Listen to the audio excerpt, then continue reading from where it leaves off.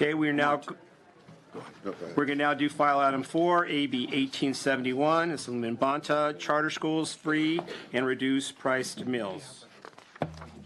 Thank you, Mr. Chair. Sir.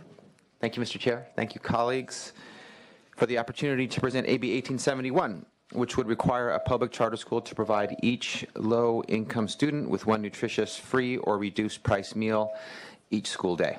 In 1975, California established a law to protect children from hunger by guaranteeing that all low-income public school students would have access to at least one nutritious meal each school day. Despite attending public schools, students in California charter schools are not protected under this law.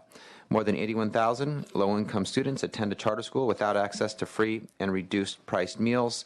Research and common sense tell us that children must be well-nourished in order to learn, grow, and achieve their full potential. School meals support the academic achievement and fundamental well-being of all students, particularly low-income students who may be especially vulnerable to the harmful impact of poverty and hunger. California should not make hunger a school choice. Access to meals should be available to students regardless of whether they attend a traditional public school or a public charter school.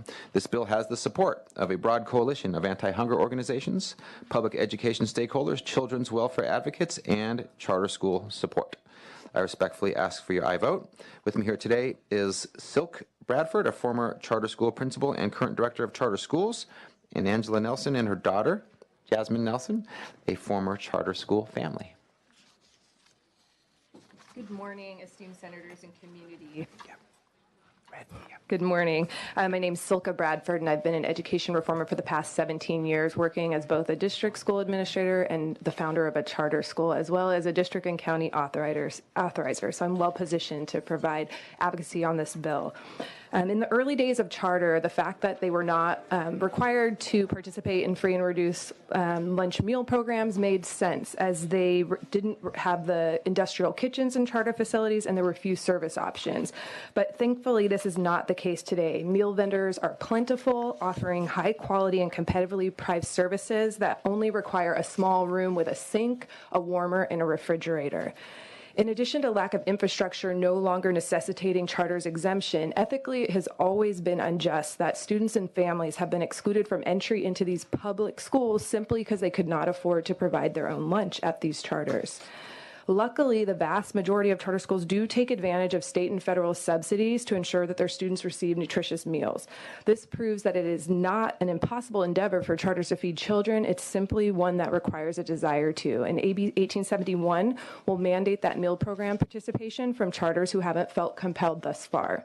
And unlike in 2012, when Assemblymember Ng introduced similar legislation, there are no longer student-centered organizations in opposition to requiring charter-run schools just meet the same meal obligations as district-run schools.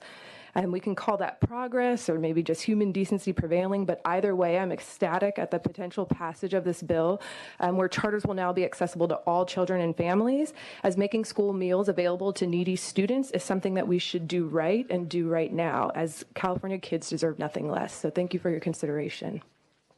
Thank you. Other witnesses in support? Good morning. My name is Centerless Nelson, and I live in Lemon Grove, and I took my two daughters to charter school very close by, about 10 minutes. And I chose that school because it provided a curriculum with music, and my kids love to sing and dance and play the piano, and they had 2 classes every week, and they did theater also. I was not aware that they didn't have a free and reduced school lunches until later on during the year, when they started asking me, "Mommy, can we have that school lunch? That looks so good." And it was very expensive. It was $5 for each kid, so I couldn't afford to do it. So I packed their lunch, and later on I understood more of the effects that had on my kids. I believe that limits her choice. I have a 4-year-old who is going to start kindergarten, but at this time I cannot afford to take him there because we rely on the free and reduced school lunches. So I believe that if the schools provide all the services that are in the other public schools, it would be great. When I approach the administration of the school, if my kids could get a free and reduced lunch, they couldn't do anything about it. So I would really appreciate if that changed and all the kids can be and eat at the school. And she has something to say too. Hi, my name is Jasmine. I used to go to the charter school in 5th grade. Over there, they had really good looking lunch like pizza, noodles, fruits, veggies, cookies, stuff like that. I never actually tried it because it was $5 to get a lunch, and we couldn't really afford it. But my mom used to pack me stuff like beans, eggs, and leftovers, which is good. But I did want to try the lunch that they had there. Also, my friends and me, none of my friends actually tried it. Not a lot of people did. But even if I forgot my lunch, I still had to sit at the lunch table for like the entire time to just sit there, and we weren't allowed to share any food. So I just sat there without anything. But if we had free and reduced lunch, then I think I would, been better, smarter, more fit. Well, thank you. Thank you for the testimony. I'd like to hear from folks who want to weigh in support of the bill. Ryan Spencer on behalf of the California Charter School Association. I'd like to thank the author for this bill. We are in support of the bill, and we look forward to working with school districts to ensure that every child is entitled to a free meal. Thank you. Thank you. Tracy Patterson, I'm California Food Policy Advocates. We're a very proud co-sponsor of this bill. Very excited to see it moving forward, and I'm available for any questions if there are any. Thank you.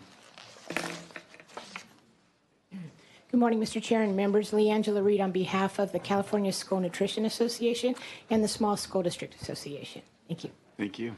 In support. Good morning. Christina Marcellus on behalf of the San Francisco Unified School District in support.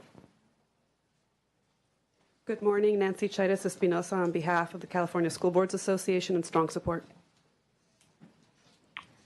Good morning. Jessica Bartholow with the Western Center on Law and Poverty, a proud former recipient of free school meals, in very proud support and as a sponsor organization. Thank you. Rebecca Gonzalez, National Association of Social Workers, California chapter, in strong support.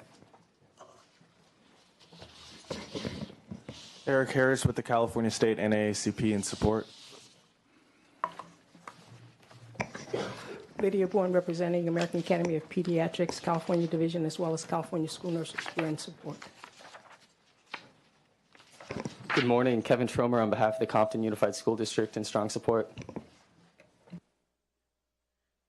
Good morning. Tressie Goodman from Lincoln High School. I'm in support. Thank you. Good morning.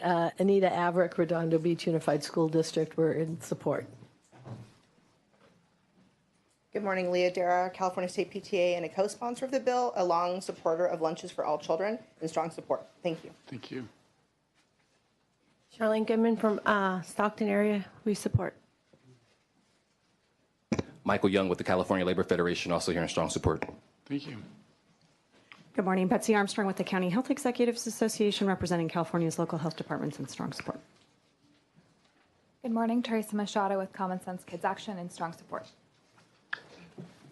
Gianna Satide on behalf of the Alameda County Board of Supervisors in support. Thank you. Maya Ingram, ACLU of California, in support. Brian Hott with the California Federation of Teachers, we're in support. Well, thank you.